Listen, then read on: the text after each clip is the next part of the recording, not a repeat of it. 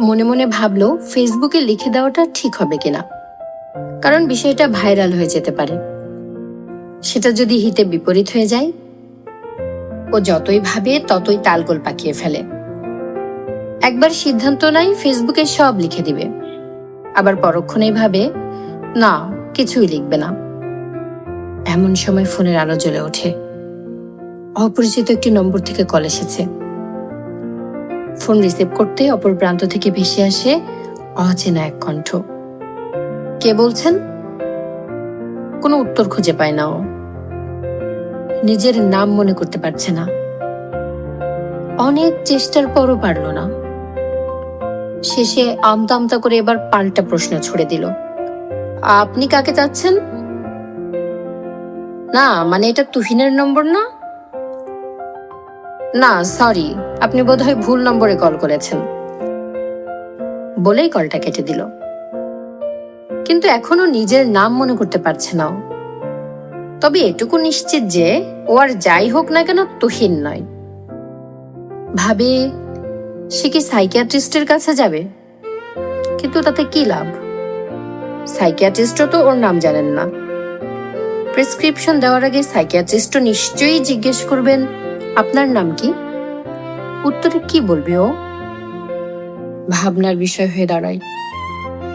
অনেকক্ষণ পর একটা জুৎসই উত্তর খুঁজে পেল। ওই মেয়েটিকে ফোনে যেভাবে পাল্টা প্রশ্ন করেছিল, ঠিক একইভাবে সাইকিয়াট্রিস্টকেও প্রশ্ন করবে। আমার নাম যদি আমি জানতাম তাহলে আপনার কাছে আসার কি দরকার ছিল? নাম মনে করতে না পারার কারণেই তো আমি আপনার কাছে এসেছি। ঘর থেকে পা বাড়াবে, ঠিক সে সময় ফোন এলো তাসফিয়ার। তাসফিয়ার ফোন পেয়ে ওর শরীর হিম হয়ে এলো। হাত কাঁপছে। মোবাইল ফোনের ভাইব্রেশন আর ওর হাতের কম্পনে ফোনটার প্রায় বড় বড় অবস্থা। কোনো রকমে সামলে ফোন রিসিভ করে কানে ধরল। হ্যালো, শোনো তাহিন। তাসফিয়ার কথা শেষ না হতেই তাহিন জিজ্ঞেস করে বসে, আপনি কি সাইকিয়াট্রিস্ট বলছেন? আশ্চর্য, আমি কেন সাইকিয়াট্রিস্ট হতে যাব? আমাকে তুমি চেনো না? না, মানে আপনি আমার নাম বলে দিলেন তো, সেজন্য ভাবলাম যে আপনি সাইকিয়াট্রিস্ট কিনা। একটা জরুরি দরকারে ফোন দিলাম, অথচ তুমি আমার সাথে ইয়ার্কি করছো। ব্রেকআপ কি আর এমনি এমনি করেছিলাম? যত সব, বলে লাইন কেটে দেয় তাসফিয়া। তাসফিয়ার ফোন পেয়ে তাহিন প্রথমে কিছুটা ভয় পেয়ে গিয়েছিল। প্রায় 1 বছর পর তাসফিয়ার সাথে কথা হলো। তাসফিয়াকে এখন আপনি করেই সম্বোধন করে সে। যদিও তাসফিয়া তাহিনকে তুমি করেই ডাকে। তাহিন ভাবে সম্পর্ক যেখানে ছিন্ন হয়ে যায় সেখানে সম্বোধনেরও পরিবর্তন হওয়া যায়। শুধু শুধু মায়া বাড়িয়ে কি লাভ? কাকে তাহিন তুমি সম্বোধন করবে? যার সাথে ব্রেকআপ হয়ে গেছে তাকে কোন চুক্তিতে তুমি বলে ডাকা যায়? এসব ভেবেই তাসফিয়াকে আপনি করে ডাকে সে। তাহিন মনে করে সম্পর্কের স্বাভাবিক নিয়মে মানুষ আপনি থেকে তুমি, তুমি থেকে তুইয়ে পরিণত হয়। অথচ ভালোবাসার স্রোত বিপরীতমুখী হয়ে গেলে বিশেষ মানুষটিও হঠাৎই তুমি থেকে আপনি হয়ে যায়।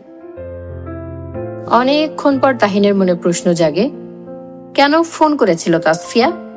কেমন দরকার থাকতে পারে আমার সাথে? এবার তাহিন ফোন করে তাসফিয়াকে। আপনার কলটি এই মুহূর্তে ওয়েটিং এ আছে, অনুগ্রহপূর্বক অপেক্ষা করুন। তাহিন মনে মনে ভাবে, আর কত অপেক্ষা করবে সে? ফোন কলে তবু তো অপেক্ষার আশ্বস্ত বাণী শোনা যায়, কিন্তু সম্পর্কের জাল একবার ছিঁড়ে গেলে ভাঙা হৃদয়ের কানে সে বাণীটুকু তো শোনায় না কেউ। তবু অপেক্ষায় থাকি কেন? হঠাৎ তার মনে পড়ে সে সাইকিয়াট্রিস্টের কাছে যাওয়ার জন্য পা বাড়িয়েছিল। তাসফিয়ার ফোন এসেই সব ওলটপালট করে দিয়ে গেল। আর দেরি করা ঠিক হবে না, এখনই সাইকিয়াট্রিস্টের কাছে যেতে হবে। কিন্তু সাইকিয়াট্রিস্টের কাছে কেন যেতে চেয়েছিল সে কথা সে কিছুতেই মনে করতে পারছে না। ঠিক এমন সময় দূর থেকে হালকা চালে কানে ভেসে এলো খুব পরিচিত একটি গানের সুর। অতীত দিনের স্মৃতি কেউ ভুলে না, কেউ ভোলে। গানের কথাগুলো যেন তাহিনের কাছে টাইম মেশিনের মতো ধরা দেয়। অবশ্যই টাইম মেশিন ব্যবহার করে সামনের দিকে যাওয়া না গেলেও পেছনের দিনগুলো থেকে ঘুরে আসা যায় মনে মনে। তাহিন চলে যায় 2 বছর আগের এক বিকেলে। তাহিনকে এখানে ডেকে পাঠিয়েছে তাসফিয়া, কিন্তু কেন ডেকে পাঠিয়েছে কিছুতেই বুঝে উঠতে পারছে না তাহিন। এমন সময় ঠিক ওর পেছনে একটা রিক্সা এসে দাঁড়ালো। তাহিন, রিক্সার ভাড়াটা দিয়ে দাও। তাসফিয়ার কণ্ঠ শুনে হকচকিয়ে যায় তাহিন। তাসফিয়াকে ওভাবে চেনেও না সে, ক্যাম্পাসে 2-3 বার দেখেছে মাত্র, সেভাবে কখনো কথাও হয়নি। কিন্তু ভাবখানা এমন যে না জানি কত দিনের পরিচয় আর কত গভীর সম্পর্ক তাদের। পরিস্থিতি সামলে মানিব্যাগ থেকে ভাড়া বের করে দেয় তাহিন। হাঁটতে হাঁটতে ক্লান্ত ঘাসের উপর গিয়ে মুখোমুখি বসে দুজন। আমরা তো চাইলে কোনো রেস্টুরেন্টেও বসতে পারতাম, কিন্তু সন্ধ্যা লাগার সময় এখানে কেন, জানতে চাই তাহিন। চুপ, একদম চুপ, একটা কথাও বলবা না। আমার ইচ্ছে হয়েছে, আমি এখানে বসেছি।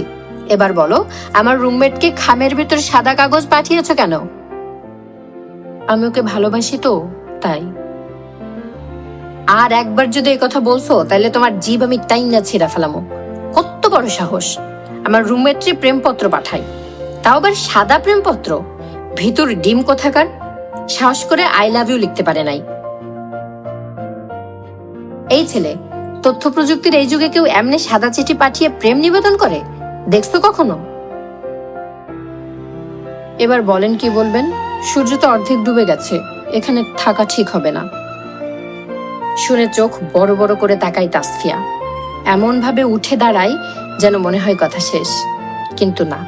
তাহিনের সামনে থেকে উঠে দাঁড়িয়ে সে এবার তাহিনের বাম পাশে গিয়ে বসে। তাহিন সংকোচে কুঁচকে যায়। তাসফিয়া এবার গা ঘেঁষে বসে। তাসফিয়ার শরীরের স্পর্শে তাহিনের গায়ে কেমন কাঁটা দিয়ে ওঠে, হার্টবিট বেড়ে যায়। বুঝতে পারে তাসফিয়া। হাসতে হাসতে তাহিনের ঘাড়ে হাত রেখে আরো নিবিড় হয়ে বসে।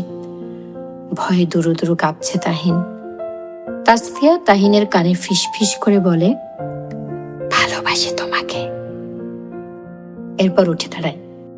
তাহিনের হাত ধরে এক ঝটকায় টেনে তোলে তাহিনকে। মুহূর্তেই বিদ্যুৎ খেলে যায় তাহিনের ভেতর। ম্যাচে ফিরে সারা রাত ঘুমোতে পারেনি তাহিন। ফেসবুকে তাসফিয়ার আইডিও শনাক্ত করতে পারেনি। পরিচিত এমন কেউই নেই যার কাছ থেকে ফোন নম্বর নিয়ে তার সাথে কথা বলবে। এরপর ঠিক কবে থেকে ব্রেকআপ, কি কারণে ব্রেকআপ, আদৌ ব্রেকআপ হয়েছিল কিনা সেটাও মনে পড়ে না তাহিনের। শুধু মনে পড়ে তাসফিয়া আর সেই প্রথম দিনের মতো নেই। এই ধরনের গল্প পড়তে আমার মোটেও ভালো লাগছে না। আমি তাহিন না, তুহিনও না, তাসফিয়াও না। বিড়বিড় করে এসব বলছে আর নিজের অনিচ্ছায় পৃষ্ঠা উল্টে যাচ্ছে সামারা। এবার ঠাস করে বইয়ের মলাট বন্ধ করে আবারও বুক শেলফে চোখ রাখে সে। চোখের দৃষ্টি টর্চ লাইটের মতো হেঁটে যাচ্ছে রবীন্দ্র নজরুল, মানিক বুদ্ধদেব, শরৎ সুনীল, শওকত হুমায়ুন রচনাবলীর উপর। সামারা খুঁজছে অন্যরকম গল্পগুলো।